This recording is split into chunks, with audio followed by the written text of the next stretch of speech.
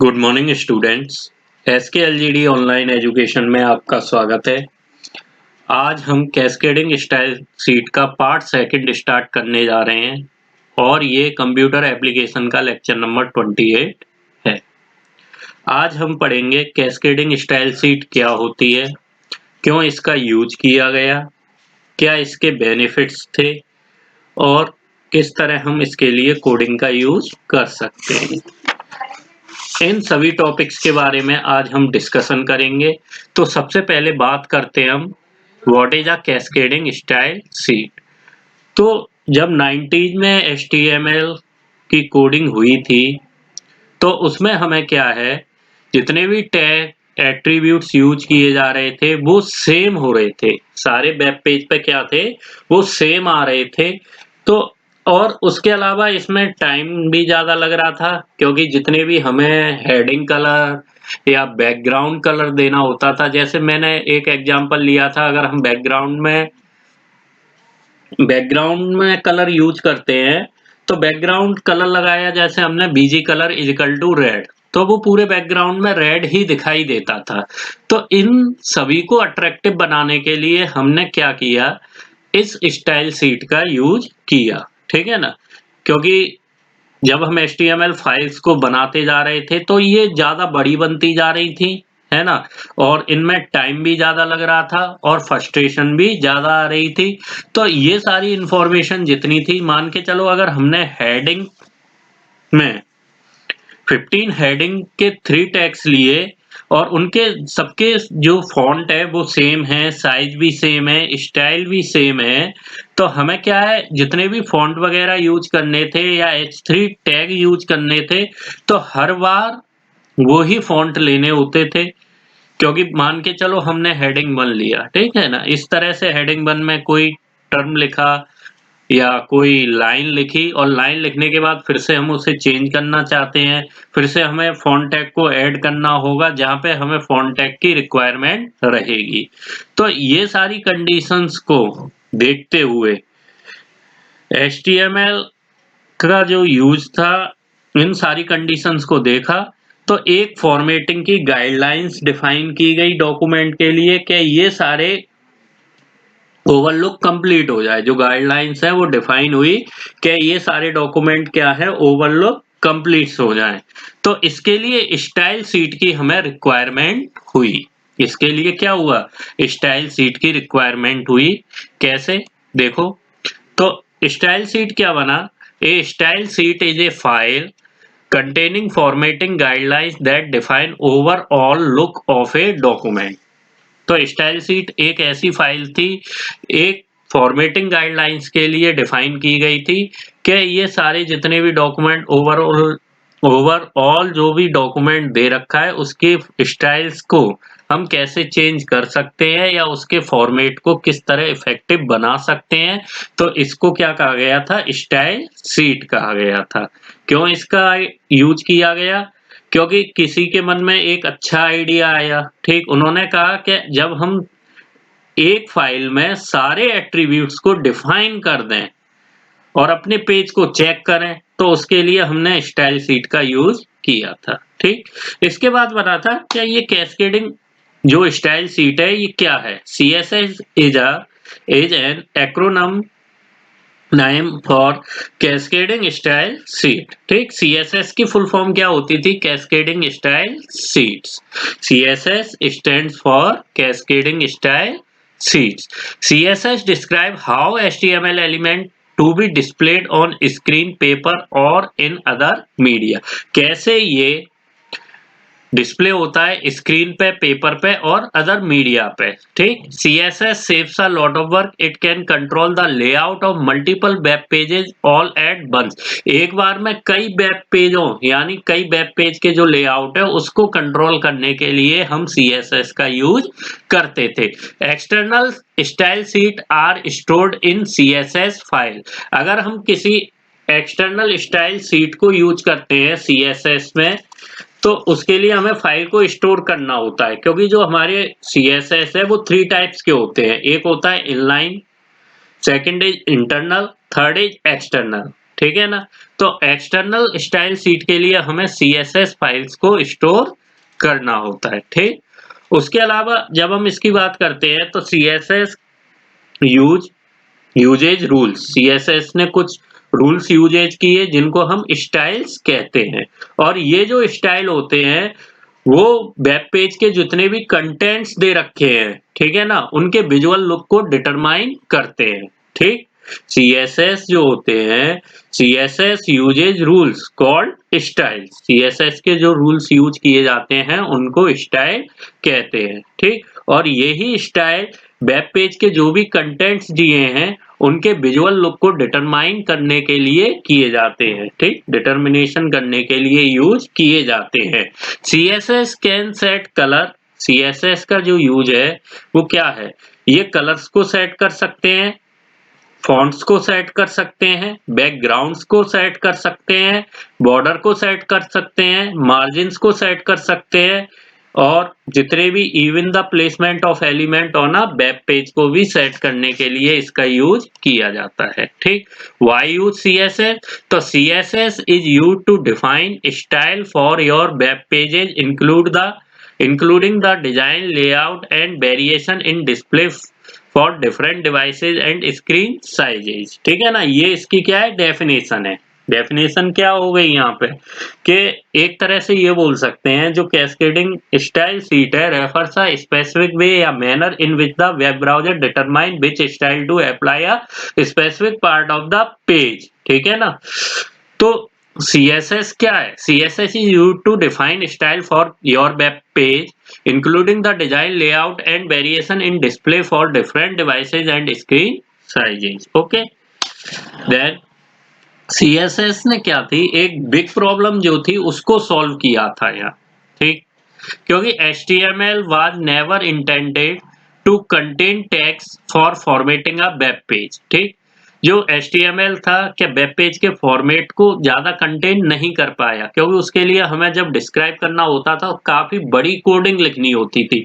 अब आपने पढ़ा था HTML में जब हम डिस्क्राइब करते थे वेब पेज को, HTML के जब क्रिएट करते थे और जितने भी कंटेंट होते थे वेब पेज के तो उनको डिस्क्राइब करते, जैसे हेडिंग है, हेडिंग में केवल हम अलाइन का यूज करते थे, है ना, जो हमने हेडिंग लिख ली अलाइन का यूज किया। अब बैकग्राउंड में अगर हमें कोई कलर लगाना है तो उसके लिए हम क्या करते थे, हेडिंग में कभी हमने बैकग्राउंड में कलर यूज किया था क्या, नहीं किए थे, है ना।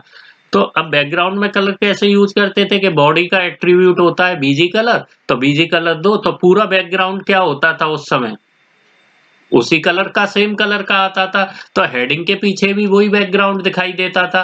तो केवल हेडिंग में बैकग्राउंड आए ऐसे सारे फॉर्मेटिंग के लिए CSS का यूज किया गया था। और ये जो CSS थे, ठीक है ना, ये जो जितने भी CSS थे हमने जो यूज किए थे, तो अब हमने क्या किया, इन CSS को यूज करने के बाद कई सारे, अभी मैंने एक एग्जांपल दिया था जैसे हम किस किस को CSS में सेट कर सकते हैं, जैसे font, colour, background, border, margin and even the placement of element on a web page, इन सबको हम कर सकते थे। तो यही चीजें जो ये सारे एलिमेंट्स थे इन्हीं का यूज करके हमने एक अट्रैक्टिव वेब पेज डिजाइन किया CSS की सहायता से, ठीक। ये पेज जो थे सिंगल पेज में तो हो नहीं सकते थे, इसलिए ये क्या थे, जो HTML में हम यूज करते थे सिंगल पेज में काफी बड़ा बैकग्राउंड कलर आ रहा है और अदर कलर तो हम यूज कर ही नहीं सकते थे इनमें, है ना। तो इन सबको दूर करने के लिए हमें CSS की रिक्वायरमेंट हुई, ठीक। CSS saves a lot of work. The style definition are normally saved in the extension.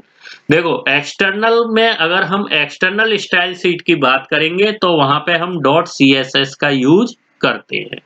किसका यूज करते हैं, .css फाइल्स का यूज करेंगे केवल एक्सटर्नल स्टाइल शीट में, ठीक। With an external style sheet file you can change the look of an entire website by changing just one file, ठीक। Entire website को चेंज करने के लिए एक फाइल से ही हम जो भी वेबसाइट बना रहे हैं उसको चेंज कर सकते हैं, ठीक है ना।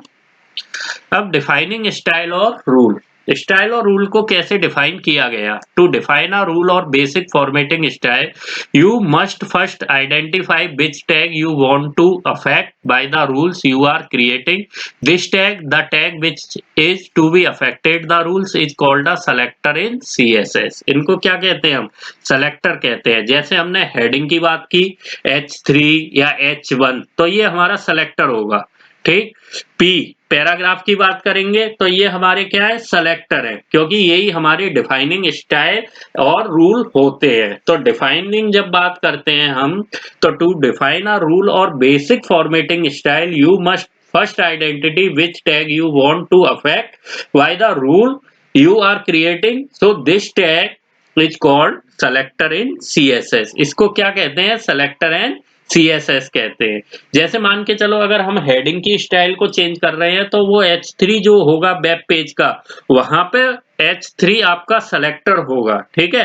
पैराग्राफ अगर हम यूज कर रहे हैं तो P टैग यूज करते हैं, तो वहां पे हमारा P टैग क्या होगा? सेलेक्टर होगा। क्या होगा हमारा? सेलेक्टर एलिमेंट्स होगा, ठीक है ना। इसमें दो होते हैं, एक सेलेक्टर एलिमेंट्स होता है, ठीक है ना, और एक होती है प्रॉपर्टी नेम और वैल्यू। कैसे? देखो, जैसे मान के चलो ये दिया हुआ है कि CSS rule set consist of a selector and declaration block. ये जो पूरा है ये डिक्लेरेशन ब्लॉक है, ठीक। H1 जो मैंने अभी बताया था, हेडिंग H3 लेके मैंने एग्जांपल समझाया था, तो यहाँ पे क्या दे रखा है? H1 इज अ सेलेक्टर, और ये पूरा जो पार्ट आपको दिखाई दे रहा है ये क्या है? हमारा डिक्लेरेशन दे रखा है, ठीक है। और अभी मैंने बताया था एक हम प्रॉपर्टी नेम का यूज करते हैं और वैल्यू का। तो colour, font size, font family, ठीक है ना, ये सारी कंडीशंस होती हैं हमारी प्रॉपर्टी नेम की। जबकि ब्लू, रेड, एरियल और कोई पॉइंट दे रहे हैं 12x, है ना, ये सब क्या है? हमारी वैल्यूज हैं। ये क्या है? वैल्यू, ठीक है। The selector points to the HTML element you want to style. तो इसका यूज हम क्यों करते हैं? कि हमें जब कोई स्टाइल चाहिए होती है तो उसके लिए हम सेलेक्टर का यूज करते हैं। तो सेलेक्टर क्या हो गया? The selector is usually the name of tag. Selector क्या है? जो हम टैग यूज कर रहे हैं विदाउट एंगल ब्रैकेट्स, वो हमारे सेलेक्टर्स होंगे, ठीक है। तो the selector is usually the name of a tag without its angular brackets, ठीक। जो एंगल ब्रैकेट्स वगैरह हैं उनके बिना अगर हम सेलेक्टर का यूज करते हैं, सॉरी, नेम ऑफ टैग का यूज कर रहे हैं, जो टैग का नेम दे रखा है उसका यूज करते हैं, तो उसे हम सेलेक्टर कहते हैं, ठीक। अब जो ब्रैकेट्स आते हैं कर्वी वाले, ठीक है, कर्वी वाले, ना स्क्वायर होंगे ना राउंड होंगे, कौन से यूज कर रहे हैं? Curvy bracket. ये आपको दिखाई दे रहे हैं, तो हम इन ब्रैकेट्स का यूज करते हैं। उसके बाद आपको यहाँ कॉलन दिखाई दे रहे हैं, वैल्यू से पहले हम कॉलन का भी यूज करते हैं, ठीक है ना। उसके बाद आपको यहाँ पे सेमी कॉलन दिखाई दे रहा है, जिसको हम प्रॉपर्टी नेम में यूज कर रहे हैं। तो सेमी कॉलम जो है टर्मिनेटिंग के लिए यूज किया जाता है। यहाँ जो सेमी कॉलम है वो क्या है? टर्मिनेशन के लिए यूज किया जाता है। और जो डिक्लेरेशन होते हैं, ठीक, डिक्लेरेशन क्या है? यहाँ कॉम्बिनेशन है हमारे प्रॉपर्टी और वैल्यू के। ये जो डिक्लेरेशन आपको दिखाई दे रहा है, this is a combination of property name and value, ठीक है ना। तो the declaration block contain one or more declaration separated by semicolon. हमने कई सेमी कॉलम, यहाँ पे देखो दो डिक्लेरेशन का यूज किया गया, क्योंकि यहाँ पे हम दो सेमी कॉलम्स का यूज कर रहे हैं। ये दो सेमी कॉलम्स है, फर्स्ट डिक्लेरेशन यहाँ तक हुआ, सेकंड डिक्लेरेशन यहाँ तक हुआ, अदर डिक्लेरेशन भी हम इसमें यूज कर सकते हैं। Okay, each declaration includes a CSS property names and A value separated by a columns, ठीक है। तो इनका भी हम यहाँ पे यूज कर सकते हैं कि कैसे हम CSS प्रॉपर्टी में नेम और वैल्यू को एक साथ यूज कर सकते हैं कई स्टाइल द्वारा, ठीक है ना, सेपरेटेड बाय कॉलम। अब देखो नेक्स्ट, और हम कर्ली ब्रैकेट्स का यूज करते हैं। CSS comments are used to explain the code and may help when you edit the source code at the later. और जो आपने HTML में भी देखा था, कमेंट्स को क्या कर दिया जाता है? यहाँ इग्नोर कर दिया जाता है। कमेंट्स को क्या करते हैं हम? इग्नोर कर देते हैं, ठीक है ना। नेक्स्ट इज ये जो पार्ट्स अभी मैंने समझाए थे वो एग्जांपल लेके, तो यहाँ पे यही सारी कंडीशन बताई गई। देखो, दो पार्ट्स होते हैं सीएसएस रूल के, एक सेलेक्टर और एक डिक्लेरेशन। ठीक, ये सेलेक्टर है property value and property value. ठीक है, ये डिक्लेरेशन है, ये क्या है मेरे डिक्लेरेशन पार्ट है। एक एग्जांपल लिया body, then font family Arial, colour black, background colour white. ये जो बॉडी है ये हमारा क्या है सेलेक्टर है। बॉडी जो भी टैग है वो क्या होते हैं हमारे सेलेक्टर होते हैं, और ये विदाउट एंगल ब्रैकेट्स यूज किए जाते हैं। Okay, font family, colour and background ये हमारे डिक्लेरेशन है सारे। बैकग्राउंड कलर, तो ये क्या है हमारे प्रॉपर्टी है। Font family, colour, background colour is a property, और इसकी वैल्यू क्या है Arial, black and white is a value. ये क्या दे रखे हैं, ये वैल्यू दे रखे हैं। ठीक है ना, तो इस पार्ट को हम क्या कहते हैं डिक्लेरेशन कहते हैं। तो the selector part of the rules tells which section of the document the rules cover। ठीक है ना, the declaration specify the property and their values। property are specified style effects you can define। the value of the declaration define exactly how that property should be set। कौन सी property तुम set करना चाहते हो उसके लिए हम value का use करते हैं। ओके, अब ये आपको कोडिंग दिखाई दे रही है, ये एक्सटर्नल स्टाइल शीट बनाई गई है। कैसी बनाई गई है, एक्सटर्नल स्टाइल शीट। यहाँ पे आपको दिखाई दे रहा होगा ये HTML कोडिंग है, ये स्टाइल शीट की कोडिंग है। उसके बाद इन दोनों का जो कॉम्बिनेशन बन के आ रहा है वो किसका आ रहा है, वेब पेज का कॉम्बिनेशन आ रहा है। तो इसको हम कैसे करते हैं, हमें क्या करना होता है देखो, जैसे सबसे पहले मैंने अपना टेक्स्ट एडिटर ओपन किया।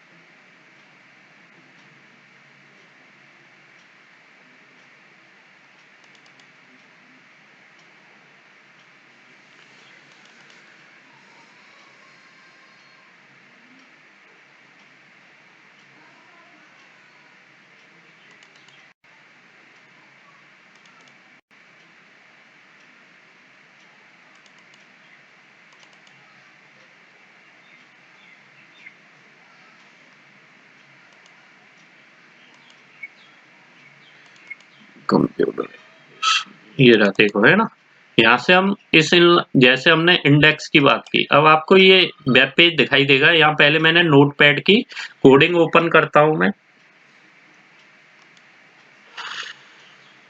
ये आपको नोटपैड की कोडिंग यहाँ पे दिखाई दे रही होगी है ना। HTML head title drop down menu design title link relation is equal to style sheet href style dot css। ठीक है, जो ये नाम है यहाँ पे रेफरेंस दिया है, जैसे हम कहते थे एक वेब पेज को दूसरे वेब पेज के साथ कनेक्ट करना है, तो यहाँ पे हमने एक्सटर्नल स्टाइल शीट का यूज किया हुआ है। और ये जो हाइपरटेक्स्ट रेफरेंस है ये स्टाइल डॉट cs है। इसी नाम से हम जब फाइल को सेव करेंगे तब हमारा वेब पेज डिफाइन होगा। अब मैंने क्या किया, यहाँ पे कुछ यूएल और एलआई का यूज किया है। ठीक है, यहाँ पे मेन्यू बार वगैरह यूज किए। अब इसका हम आउटपुट देखते हैं पहले। अब आपको ये आउटपुट यहाँ पे शो होगा कि कैसे हमने आउटपुट का यूज किया। ठीक है ना, ये आपको दिखाई दे रहा है आउटपुट, हर्ष गुप्ता ऋषिगर है ना। अब यहाँ पे जो वेब पेज है आपको दिखाई दे रहा है हेडिंग का कलर है ना, और ये आपको दिस इज अ पैराग्राफ इस तरह से। अब मैंने क्या किया, फिर से स्टाइल वाला जो एक और मैंने पेज बनाया था इसको भी मैंने ओपन कर दिया यहाँ पे। ठीक है, नोटपैड के रूप में इसको भी मैंने क्या किया, ओपन किया। देखो, ओके, अब नोटपैड के रूप में ये फाइल मैंने ओपन कर दी। ठीक, ये हो गई। तो बैकग्राउंड कलर मेरा ये है, मैं इसमें एक और बैकग्राउंड कलर दे सकता हूँ। ठीक है ना, मैं चाहूं तो इसमें और भी कलर दे सकता हूँ, एक साथ कई कलर हम यूज कर सकते हैं। ठीक, तो बैकग्राउंड कलर देना है या हेडिंग में अदर कलर भी देना है तो उसके लिए हेडिंग में भी हम बैकग्राउंड कलर का यूज कर सकते हैं। जैसे मान के चलो मैंने हेडिंग है, ठीक, मैंने क्या किया यहाँ बैकग्राउंड कलर लिया, बैकग्राउंड कलर, ठीक है। उसके बाद फिर मैंने कोई कलर दे दिया, जैसे बैकग्राउंड में हम पहले कलर दे चुके हैं इसको हेडिंग के लिए रेड, तो येलो कर दिया है ना, येलो करके देखते हैं।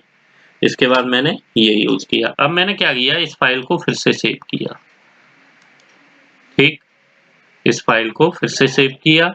जब मैंने इस फाइल को सेव किया, अब चेक करेंगे इसके इस स्टाइल शीट के रिजल्ट पे कोई इफेक्ट हुआ नहीं है।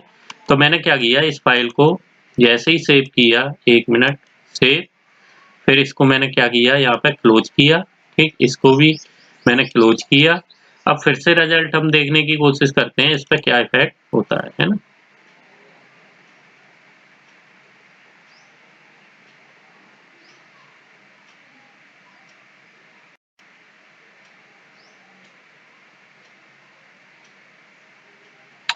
सॉरी ये इनलाइन स्टाइल इंडेक्स,